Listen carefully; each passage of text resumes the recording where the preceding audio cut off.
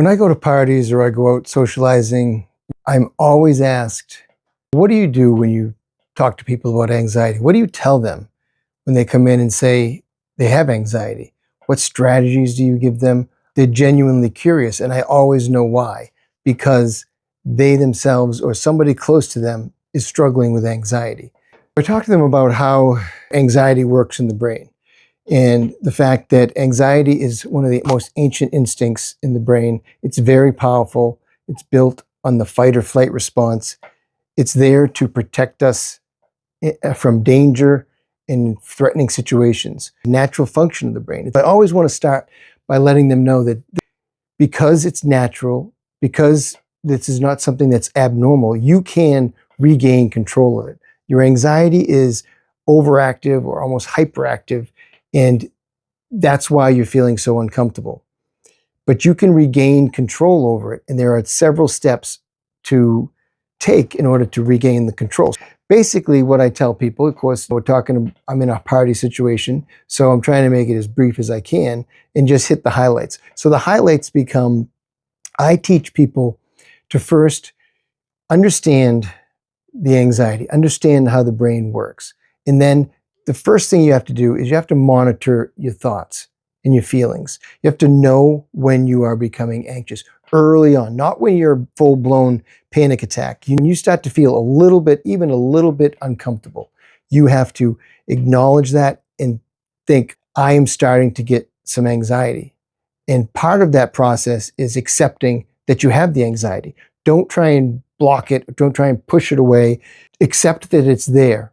And once you can accept it, you take away a lot of its power, because now it's not sneaking up on you and then making you shocked and now nervous about being nervous. You get anxious about being anxious. So take that out of the equation by accepting, I am going to have some anxiety. I tend to be an anxious person. It's okay. I'm going to monitor when I'm having these feelings, when I'm becoming anxious.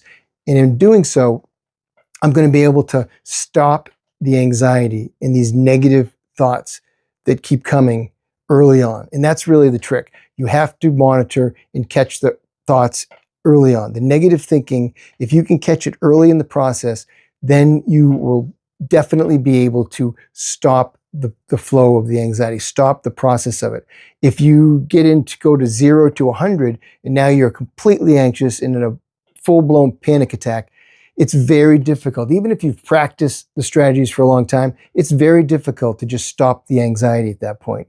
You really have to catch it early and implement the strategies, run the process, and do that first. Monitoring your thoughts and feelings and how uncomfortable you are when the anxiety comes on is very important.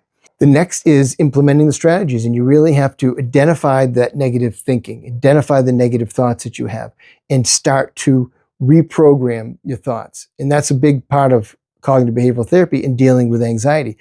Deal with, how am I going to stop this anxiety? How am I going to stop these recurrent intrusive thoughts? And this is the best way to do it. You have to reprogram the way you think. You have to take the negative thoughts, identify them, process what they are, and then reverse the thinking. You have to create a positive spin on that negative thought. And a lot of it is, I'm being judged.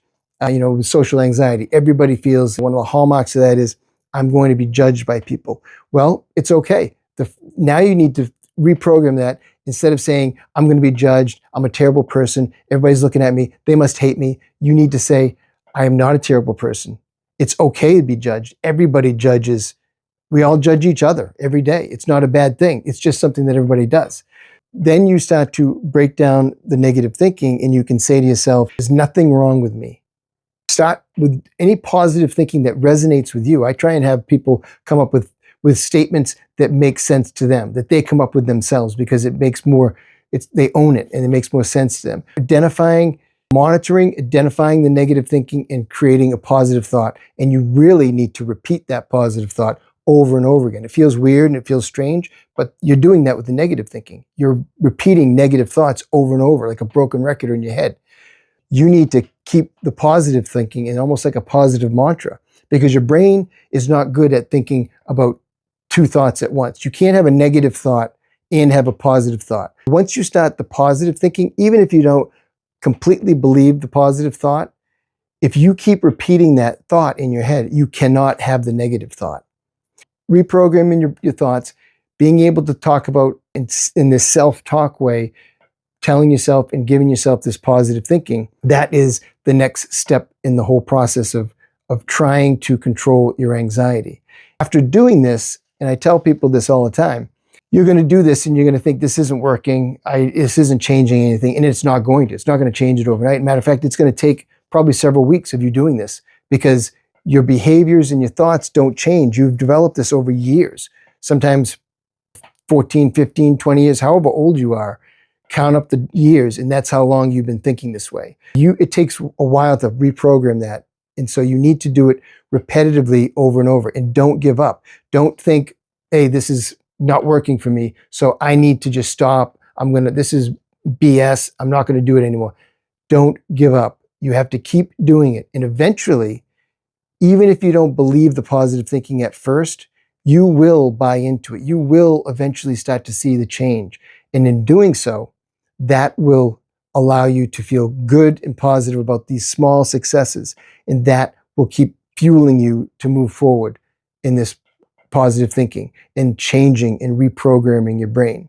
Because basically, what I want to try and do is it's like a computer program. I want to reprogram your brain to stop thinking the negative and to start thinking with the positive thinking. Monitoring your thoughts, telling yourself and giving you the self-thought in the self-talk cognitive strategies to be able to change the way you're thinking is one of the hallmarks of decreasing your anxiety. And one of the last things that I talk to people about is don't think about curing your anxiety. This is the way you're wired. You may always be wired this way. Don't think about, I just want to get rid of this anxiety and I want to be cured. You may never be cured. So that's an unattainable goal. I don't want you to think about curing your anxiety. I want you to think about managing it. When it comes, what to do, you can lower the intensity and lower the frequency of how often you get anxious. You can definitely do that. You may never not become anxious again, but you can lower the frequency, how often it happens, and you can lower the intensity, how strong and how uncomfortable your anxiety becomes. That is definitely a goal that you can attain. In a nutshell, that's kind of what I say when I'm out in a party. And people ask me, which happens all the time, what do you do when someone comes in with anxiety?